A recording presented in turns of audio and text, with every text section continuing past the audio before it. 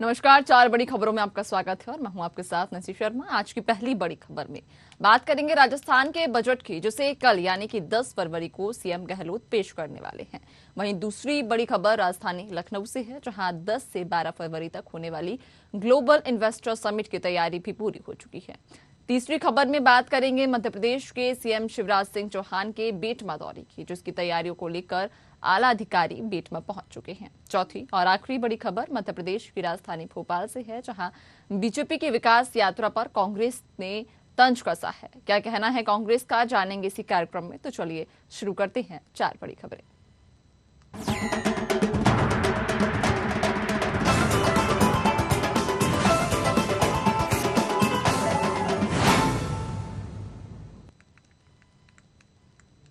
तो शुरुआत करेंगे पहली बड़ी खबर के साथ में, जो राजस्थान से आपको बता रहे हैं। बता दें कि राजस्थान के मुख्यमंत्री अशोक गहलोत कल यानी कि 10 फरवरी को 11 बजे विधानसभा में बजट पेश करने वाले हैं। गहलोत का ये बजट युवाओं पर फोकस करने वाला होगा। बजट में अलग अलग विभागों में करीब 1 लाख नई भर्तियां की घोषणा होने के आसार हैं। नए रोजगार शुरू करने के लिए सरकार भारी भरकम छूट और पैकेज देने की योजना लाएगी। बजट में फ्री स्कीम्स पर भी खासा फोकस रहने की संभावना है। बता दें कि राहुल गांधी ने भारत जोड़ो यात्रा के दौरान अलवर में हुई रैली में ओला, उबर, अमेजॉन जैसे ऐप बिजनेस में काम करने वाले वर्कर्स की सोशल सिक्योरिटी के लिए स्कीम्स लाने को कहा था।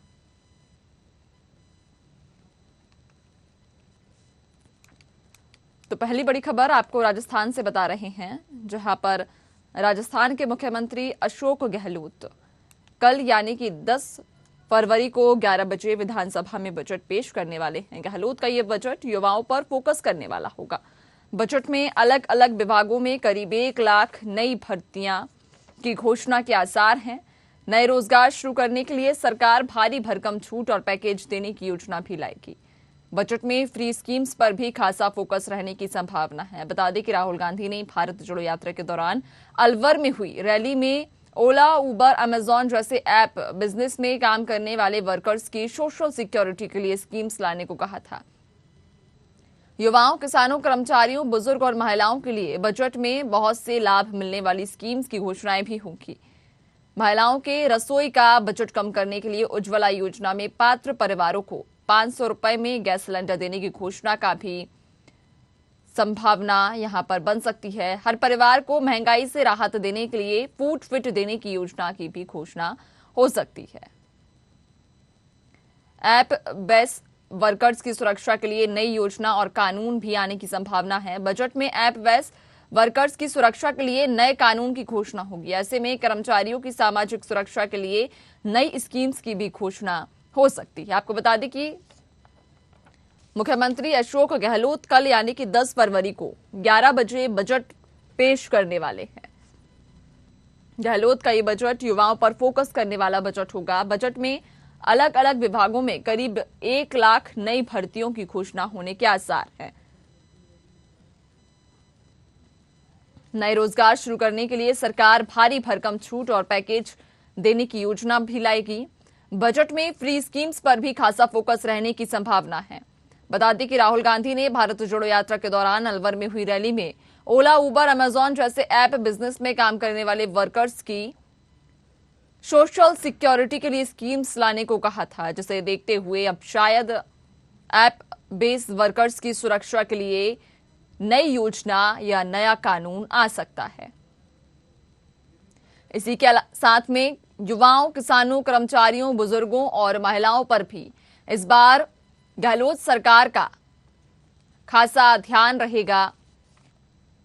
युवाओं, किसान, कर्मचारी, बुजुर्ग और महिलाओं के लिए इस बजट में कई घोषणाएं हो सकती हैं, जिनसे सीधा सीधा कर्मचारी, युवाओं, किसानों और महिलाओं को लाभ मिलेगा। इस खबर पर ज्यादा जानकारी लेंगे। हमारे साथ में संवाददाता गौरव गुप्ता जयपुर से जुड़ गए हैं। गौरव, कल यानी कि 10 फरवरी को 11 बजे सीएम गहलोत अपना बजट पेश करने वाले हैं। क्या कुछ उम्मीदें हैं? चूंकि हमने देखा कि इस बजट में खास करके युवा, किसान, कर्मचारी, बुजुर्ग और महिलाओं यानी कि सभी वर्गों का खासा ख्याल रखा जा रहा है।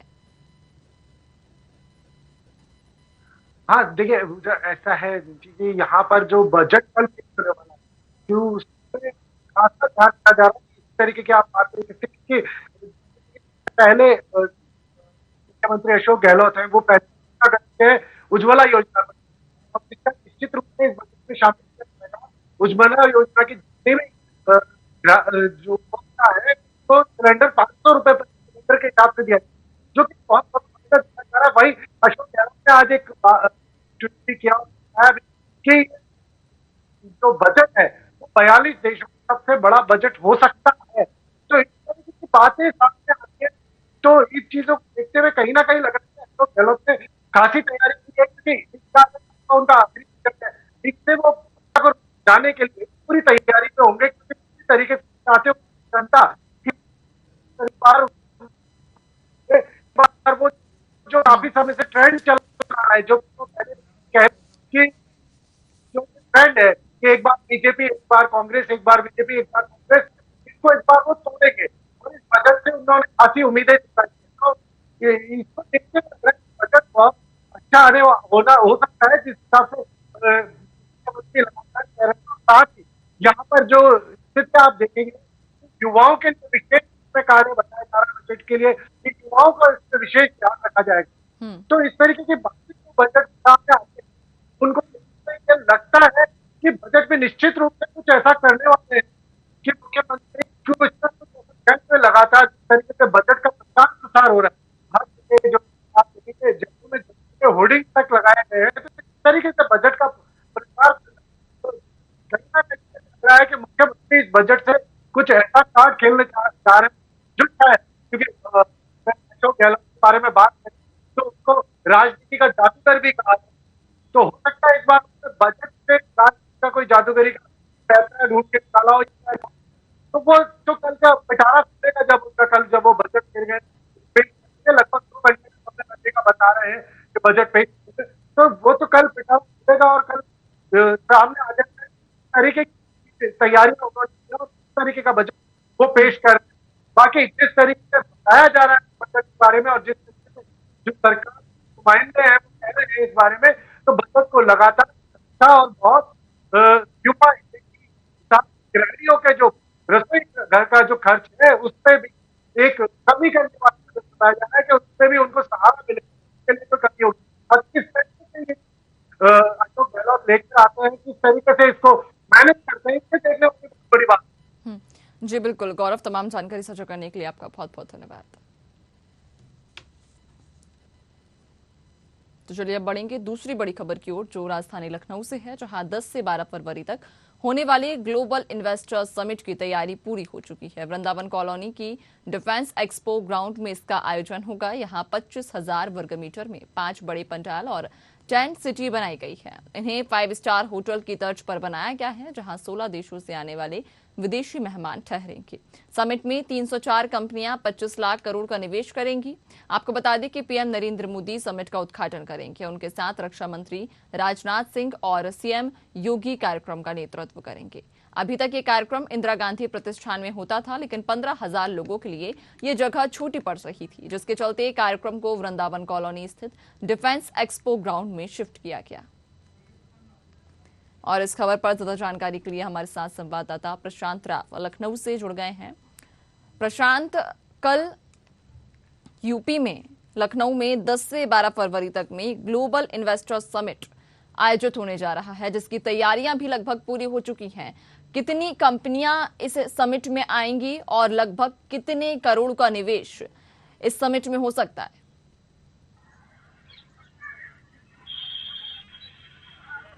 जी नैन्सी, बिल्कुल देखिए, उत्तर प्रदेश को जिस दिन का इंतजार था वो दिन आ चुका है और उसका 10 फरवरी से 12 फरवरी तक उत्तर प्रदेश में यूपी ग्लोबल समिति 2023 आयोजन हो रहा है। यह वृंदावन सिटी के जो डिफेंस एक्सपो ग्राउंड में ये भव्य आयोजन किया जा रहा है। इस भव्य आयोजन के पीछे मुख्यमंत्री योगी आदित्यनाथ की एक ही मंशा थी कि उत्तर प्रदेश जो अभी कोरोना काल में जिस तरीके से आर्थिक रूप से मंदी में आया है, उसको किस तरीके से और बढ़ाया जा सके।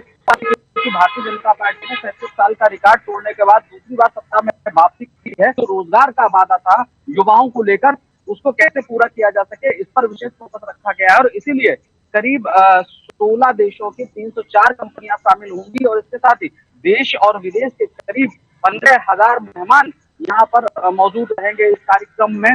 तो ऐसे में कि उत्तर प्रदेश की राजधानी लखनऊ में जो कार्यक्रम किया जा रहा है उसमें जो ग्राउंड बनाया गया डिफेंस एक्सपो ग्राउंड में, वहां करीब 25,000 वर्ग किलोमीटर 5 बड़े जहां टेंट बनाए गए हैं, यानी कि बड़े जो कार्यक्रम स्थल बनाए गए हैं, पूरी तरीके से पूरी टेंट सिटी वहां तैयार की गई है। कुल 75 वहां अलग अलग ब्लॉक बनाए गए हैं जिसमें कार्यक्रम आयोजन होना है। जो विभाग हैं उनके अनुसार जो इन्वेस्टर्स आ रहे हैं तो उनमें वहां वो मौजूद रहेंगे। जो एमयू साइन होंगे वो मंत्रियों के माध्यम से और अधिकारियों के माध्यम से एक दूसरे को सौंपे जाएंगे। खास कार्यक्रम यह है कि इसमें मुख्यमंत्री योगी आदित्यनाथ के साथ ही प्रधानमंत्री नरेंद्र मोदी और इसके साथ ही गृह मंत्री अमित शाह, राष्ट्रपति द्रौपदी मुर्मू और रक्षा मंत्री राजनाथ सिंह के साथ कई बड़े दिग्गज इस कार्यक्रम में शामिल होंगे। और देश के जो उद्यमी हैं वो इस कार्यक्रम के माध्यम से उत्तर प्रदेश में निवेश बढ़ाने की जो गति उन्हें मिली है, खासकर जो यहाँ 6 जो वो बनाए एयरपोर्ट बनाए गए हैं और इसके साथ ही लगातार यहाँ पर जो हाईवेज बनाए गए हैं उसको दृष्टिगत रखते हुए यहाँ निवेश की जो संभावनाएं तेजी से तलाशी जा रही थी वो कहीं ना कहीं उत्तर प्रदेश सरकार की मंशा पूरी हो रही है। और सबसे बड़ी जो मुद्दा होता है कि कहीं भी निवेश करने से पहले उद्यमी देखते हैं कि बिजली की व्यवस्था क्या है, परिवहन की व्यवस्था क्या है, सुरक्षा की व्यवस्था क्या है, जमीन किस तरीके से मिलेगी, बाजार किस तरीके से खरीद और फरोख्त के लिए मौजूद रहेंगे।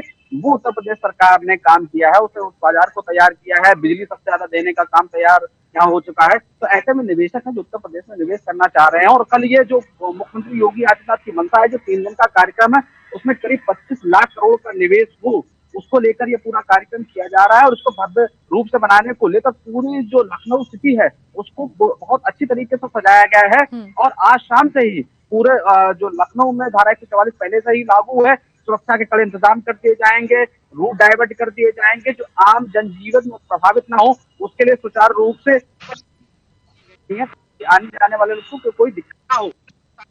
जिस तरीके से देखा जाए कि उत्तर प्रदेश राजधानी में जो आसपास के जो इलाके हैं वहां किस तरीके से इंडस्ट्रियों को स्थापित किया जा सके, तो उसके लिए प्रेजेंटेशन रखा जाएगा ताकि जो उद्यमी है वो जानेंगे किस तरीके से उत्तर प्रदेश में विकास को बढ़ावा देने को लिए जो सरकार ने अपना एजेंडा तैयार किया है उससे वो एक तरीके से समझने की वो कोशिश करेंगे और निवेश किस तरीके से वो आगे बढ़ाएं। उसके लिए भी कहीं ना कहीं उत्तर प्रदेश सरकार का ये पोर्टफोलियो है कि उन्हें अधिक से अधिक जानकारी दी जाए, खासकर कानून व्यवस्था, क्योंकि सबसे ज्यादा जो एक परेशानी होती है कि तमाम विभागों से एनओसी लेने को लेकर वो सब एक पोर्टल के माध्यम से उपलब्ध होगी, चाहे केंद्र सरकार के द्वारा, राज्य सरकार के द्वारा हो, तो सभी चीजें एक तरह से उपलब्ध होंगी ताकि जो उद्यमी हो उन्हें किसी भी परेशानी का सामना न करना पड़े। खासकर उत्तर प्रदेश सरकार ने इसकी ऑनलाइन व्यवस्था रखी है, अगर आवश्यकता पड़ती है तो ऑफलाइन आवश्यकताओं से भी उनकी जो जरूरतें हैं, मांगे हैं, उनको पूरा किया जा सकता है।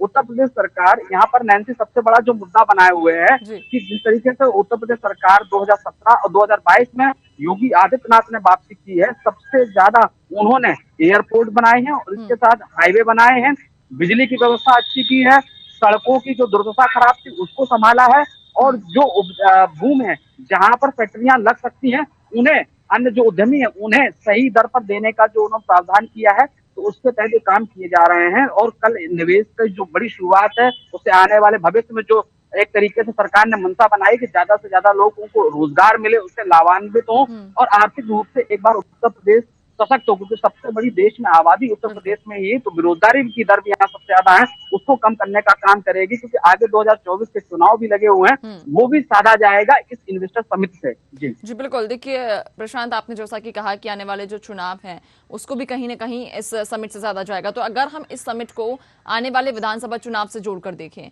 तो कहीं ना कहीं ये समिट बहुत जरूरी होने वाला है सरकार के लिए, चूंकि आने वाले समय में विधानसभा चुनाव है। ऐसे में जो युवा हैं उनका सबसे प्रबल मुद्दा ये है रोजगार, कि उन्हें रोजगार मिले, और ये समिट के जरिए कई हजार युवाओं को इसमें रोजगार दिया जाएगा। तो क्या लगता है आपको कि क्या आने वाले समय में जो चुनाव है वो उस पे असर पड़ेगा इस समिट का? बिल्कुल, देखिए जिस तरीके से नैन्सी यहाँ तैयारी चल रही है, 2017 में पहली समिति हुई, तो उसके बाद क्योंकि कोरोना यहाँ तेजी से फैल गया था, करीब 2.5 साल से ज्यादा सभी देशवासी का, विश्व के तमाम लोग जो देश रहे हैं वो कोरोना से ग्रसित रहे हैं। तो ऐसे उत्तर प्रदेश आर्थिक मंदी पर आ गया था। किसी तरीके से उत्तर प्रदेश की योगी सरकार ने रणनीति बनाते हुए इसको कम किया। अब क्योंकि बेरोजगारी मुद्दा सबसे ज्यादा है, देश का सबसे बड़ा प्रदेश उत्तर प्रदेश है, सबसे ज्यादा आबादी है यहाँ पर, तो युवाओं को रोजगार किस तरीके से दिया जा सके। और 2019 से लेकर और 21 तक जो यहाँ पर कोरोना काल रहा है, उसमें छोटी छोटी इंडस्ट्रियां थी वो बंद हो गई थी, और यहाँ पर सही तरीके से बिजली, सड़क और परिवहन यानी कि हवाई परिवहन की व्यवस्था न होने के चलते तमाम जो बड़ी इंडस्ट्रियां थी वो बंद हो चुकी थी, और इसके साथ बाजार उपलब्ध नहीं थे। इस वजह से खासा प्रभाव यहाँ देखा गया था। उसको संभालने का काम मुख्यमंत्री योगी आदित्यनाथ की सरकार ने किया है, और वही जो कहा जाए कि प्रतिफल है कि जो विदेश के लोग हैं या देश के लोग हैं उत्तर प्रदेश में बड़ा निवेश करना चाह रहे हैं, खासकर जो चाहे ऑटोमोबाइल कंपनियां हो, इसके साथ ही डाटा एंट्री कंपनियां हो, और इसके साथ ही फूड प्रोसेसिंग की कंपनियां हो, और इलेक्ट्रॉनिक क्षेत्र की कंपनियां हो, तो तमाम जो बड़ी क्षेत्र की कंपनियां हैं जहां एक सबसे बड़ा जो अपॉर्चुनिटी देखी जा सकती है कि लोगों को ज्यादा से ज्यादा रोजगार मिल सके और उत्तर प्रदेश आर्थिक रूप से सशक्त हो सके, उन सेक्टर की जो कंपनियां हैं उनको आमंत्रित किया गया है। और उत्तर प्रदेश में कल जो इन्वेस्टर समिति हो रही है, कई साल से प्रदेशवासियों को इंतजार था और उद्यमियों को भी तलाश था, क्योंकि उत्तर प्रदेश में कानून व्यवस्था संभली है। अन्य जो चीजें जो अब लाइन पर आई हैं उसके तहत जो निवेशक या निवेश करना चाह रहे थे वो चीजें अब उन्हें एक प्लेटफॉर्म पर मिलेंगी, और उसके बाद ये उत्तर प्रदेश के लोगों की कितनी मंशा पूरी होती है ये तो एएमयू साइन होने के बाद और इन्वेस्टर समिट के बाद क्या परिणाम होगा ये तो जमीन में बात देखने को मिलेगा। लेकिन खासतौर से अगर मुख्यमंत्री योगी आदित्यनाथ की जो मंशा 25 लाख करोड़ निवेश की है ये पूरी होती है, यहाँ इंडस्ट्रियां स्थापित होती हैं, लोगों को रोजगार मिलता है, तो जरूर कहीं ना कहीं जो उत्तर प्रदेश में सबसे पहले निकाय चुनाव प्रस्तावित है और इसके साथ ही 2024 में लोकसभा चुनाव प्रस्तावित है, उसमें कहीं ना कहीं भारतीय जनता पार्टी को एक बड़ी बढ़त मिलेगी, और उसके साथ ही जो बेरोजगारी है वो भी दूर होती नजर आएगी या दूर हो भी जाएगी। बिल्कुल बिल्कुल प्रशांत, तमाम जानकारी साझा करने के लिए आपका बहुत बहुत धन्यवाद।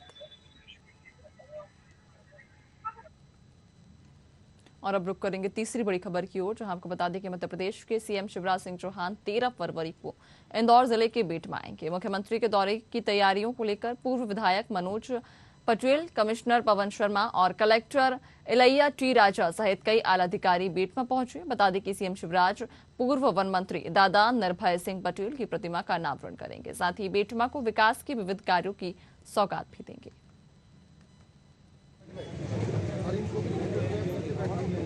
अनुक्रम में माननीय मुख्यमंत्री जी का बेटमा आगमन प्रस्तावित है, तो उसी को लेकर सभी वरिष्ठ अधिकारी उन्हीं की तैयारियों का जायजा लेने यहाँ पर आए थे।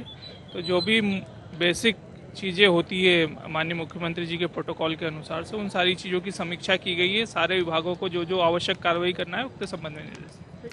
पूर्व मंत्री जी की प्रतिमा का अनावरण है, उसके बाद विकास यात्रा के संबंधित कार्यक्रम है, तो एक विशाल आम सभा होने की जो सूचना है उसके आधार पर आज माननीय कमिश्नर साहब, आईजी श्री राकेश गुप्ता साहब, कलेक्टर साहब और हम लोग आए थे, तो उसका आज हम लोगों ने अवलोकन किया है और माननीय सीएम साहब को Z+ है, उसके हिसाब से पूरी माकूल व्यवस्था होगी, क्योंकि मेन रोड पर कार्यक्रम में ट्रैफिक अरेंजमेंट हम लोगों को ज़्यादा करना पड़ेगा।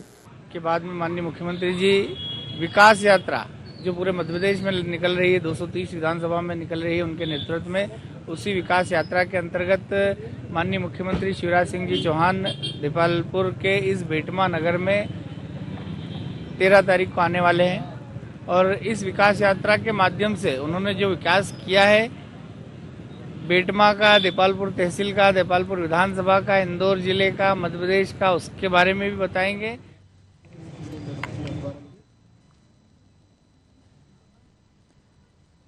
तो खबर आपको बेटमा से बता रहे हैं, जहां सीएम शिवराज सिंह चौहान 13 फरवरी को इंदौर जिले के बेटमा आएंगे। बता दें कि मुख्यमंत्री के दौरे की तैयारियों को लेकर पूर्व विधायक मनोज पटेल, कमिश्नर पवन शर्मा और कलेक्टर इलैया टी राजा सहित कई आला अधिकारी बेटमा पहुंचे। सीएम शिवराज पूर्व वन मंत्री दादा निर्भय सिंह पटेल की प्रतिमा का अनावरण करेंगे, साथ ही बेटमा को विकास के कई कार्यों की सौगात भी देने वाले हैं। इस खबर पर ज्यादा जानकारी के लिए हमारे साथ संवाददाता राहुल देवड़ा बेटमा से जुड़ गए हैं। राहुल, 13 फरवरी को इंदौर जिले के बेटमा में सीएम शिवराज सिंह चौहान आने वाले हैं, क्या कुछ तैयारियां उनके इस दौरे को लेकर प्रशासन ने की हैं? विधानसभा जो है वो कांग्रेस के पाले में है, और जो इसी को लेकर ये भी कयास लगाए जा रहे हैं सीएम शिवराज सिंह चौहान की 13 फरवरी को जो सभा है जिसमें कई विकास कार्यों की वो सौगात देंगे, और करीब 400 से ऊपर पूरी देपालपुर विधानसभा में विकास कार्यों का शिलान्यास करेंगे। और सबसे बड़ी बात यह है कि पूर्व वन मंत्री और भाजपा के गद्दावर नेता दादा निर्भय सिंह पटेल की मूर्ति का अनावरण करेंगे, जिसको लेकर प्रशासनिक अमला, कमिश्नर, कलेक्टर सहित कई बड़े अधिकारियों ने आज बेटमा नगर का भ्रमण किया और कई जगहों का निरीक्षण किया, जिसमें मुख्य मेन बेटमा के राजवाड़ा चौराहे पर स्थित जहां जनसभा होना है वहां का निरीक्षण किया गया। जी बिल्कुल राहुल, जैसा आपने कहा कि सीएम शिवराज सिंह चौहान 13 फरवरी को बेटमा को लगभग 400 विकास कार्यों की सौगात देने वाले हैं। अगर इसे हम विधानसभा चुनाव से जोड़कर देखें तो आने वाले समय में विधानसभा चुनाव है और ऐसे में लगातार सरकार भाजपा जो है वो तमाम विकास कार्यों की सौगात जनता को दे रही है। अगर बेटमा की हम बात करें तो बेटमा में भी 400 विकास कार्यों की सौगात जो है जनता को मिलने वाली है। तो क्या लगता है कि क्या आने वाले चुनाव पर इसका असर देखने को मिलेगा? जी हाँ, क्योंकि लगभग प्रदेश भर में 5 फरवरी से भाजपा अपनी विकास यात्रा निकाल रही है और जो 5 फरवरी से देपालपुर विधानसभा में भी विकास यात्रा चल रही है। 13 तारीख को बेटमा में भी विकास यात्रा रहेगी, जिसका निरीक्षण यहाँ के पूर्व विधायक मनोज पटेल कर रहे हैं और मनोज पटेल ही इसका वो रहेंगे कर्ता, और जिसके बाद में जिस प्रकार से यहाँ के जो लोकार्पण और शिलान्यास और विकास कार्यों की सौगात दी जाएगी वो आगामी विधानसभा चुनाव और चुनाव की तैयारी को ही देखते हुए की जा रही है। जी राहुल, तमाम जानकारी से जुड़ने के लिए आपका बहुत बहुत धन्यवाद। तो अब रुक करेंगे चौथी और आखिरी बड़ी खबर की ओर, जहां आपको बता दें कि बीजेपी अपने सरकार के द्वारा किए गए विकास कार्यों को गिनाने के लिए विकास यात्रा निकाल रही है। बीजेपी के इस विकास यात्रा पर कांग्रेस ने तंज कसा है। मध्य प्रदेश विधानसभा में नेता प्रतिपक्ष गोविंद सिंह ने सरकार की विकास यात्रा को विनाश यात्रा बताया है। नेता प्रतिपक्ष का आरोप है कि प्रदेश की जनता को कर्ज में डुबाकर सरकार अपनी वाहवाही लूटने के लिए इस तरीके की यात्राएं निकाल रही है, जिसमें सरकारी कर्मचारियों और आंगनवाड़ियों के कार्यकर्ताओं, नगर निगम पालिका के कर्मचारियों को बीजेपी अपना कार्यकर्ता बनाकर काम कर रही है। बसों में भर भर कर लोगों को विकास यात्रा के लिए एकत्र किया जा रहा है। विकास यात्रा नहीं है तो विनाश यात्रा है। प्रदेश को लूट डाला, 3.5 लाख करोड़ से अधिक का प्रदेश पर कर्जा डाल दिया और ये पहली बार प्रजातंत्र का गला घोंट के शासकीय अधिकारी कर्मचारियों को भारतीय जनता पार्टी का कार्यकर्ता बनाकर सभाएं इकट्ठी करके विकास यात्रा में बुलाने के लिए आदेश दिए जा रहे हैं। पहली बार मैंने करीब 35 साल के राजनीति में देखा है कि लिखित आदेश दिए जा रहे हैं अधिकारियों को कितने कार्यकर्ताओं को लाओ। सरपंचों से कहा गया है कि सर आप अगर नहीं लाए तो आपके काम बंद कर दिए जाएंगे, आपके खिलाफ नोटिस जारी किए जाएंगे। आंगनबाड़ी कर्ताओं को बहुत देकर कहा गया है कि आपको अगर आप पूरे इकट्ठे होकर नहीं आए और अटेंडेंस बढ़ाई गई। पहली बार शिक्षकों की सभा में पहुंच देकर अटेंडेंस बढ़ाई गई, नहीं तो तुम्हारा वेतन काट दिया जाएगा, तो नोटिस दिया जाएगा। हमारे पास लिखित आदेश है। इतना पानी लाओगे, इतनी बसें लगाए, 600 करोड़ बसें भिंड, मुरैना, ग्वालियर, दतिया से आई मुख्यमंत्री की यात्रा बनाने के लिए। श्योपुर से 44 चंबल संभाग की यात्रा थी, श्योपुर, मुरैना, भिंड। जैसा कभी हुआ है कलेक्टर, एसपी एक तरह के सरकारी भारतीय जनता पार्टी के कार्यकर्ता बन के खड़े हुए बसें रोक रहे हैं। बैठिए आप। गांव के जो चौकीदार है, कोटवार, उनसे कहा गया है कि अगर आप एक बस भरिए, अन्यथा आपको नौकरी से हटा दिया जाएगा। और इस खबर पर ज्यादा जानकारी के लिए हमारे साथ में संवाददाता कृष्णा शर्मा जुड़ गए हैं। कृष्णा, जैसे कि देखा जा सकता है कि जब भी चुनाव नजदीक आते हैं, चुनाव के नजदीक आते ही जो बीजेपी है और कांग्रेस है, तमाम पार्टियों में आरोप और प्रत्यारोप का दौर भी शुरू हो जाता है। अभी हाल ही में विकास यात्रा भी निकाल रही है बीजेपी, जिस पर गोविंद सिंह ने, नेता प्रतिपक्ष ने तंज कसा है। बिल्कुल नैन्सी, जिस तरह से मध्य प्रदेश में बीजेपी विकास यात्रा निकाल रही है और उसको लेकर नेता प्रतिपक्ष डॉक्टर गोविंद सिंह ने निशाना साधा है। गोविंद सिंह का कहना है कि जिस तरह से मध्य प्रदेश सरकार लगातार कर्ज ले रही है और कर्ज लेकर जो अपनी ये यात्राएं निकाल रही है, विकास यात्राएं, वो सिर्फ जनता के पैसे से अपने दिखावा कर रही है, क्योंकि कहीं ना कहीं इन विकास यात्राओं में जो अधिकारी हैं, कलेक्टर हैं और जिला प्रशासन के अधिकारी कर्मचारी हैं और यहाँ तक कि ग्राम पंचायत, नगर निगम के कर्मचारी हैं, उनको टारगेट दिया जाता है कि जनता को एकत्रित करें।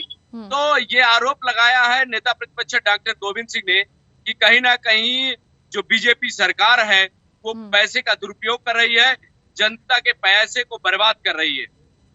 जी कृष्णा, तमाम जानकारी साझा करने के लिए आपका बहुत बहुत धन्यवाद।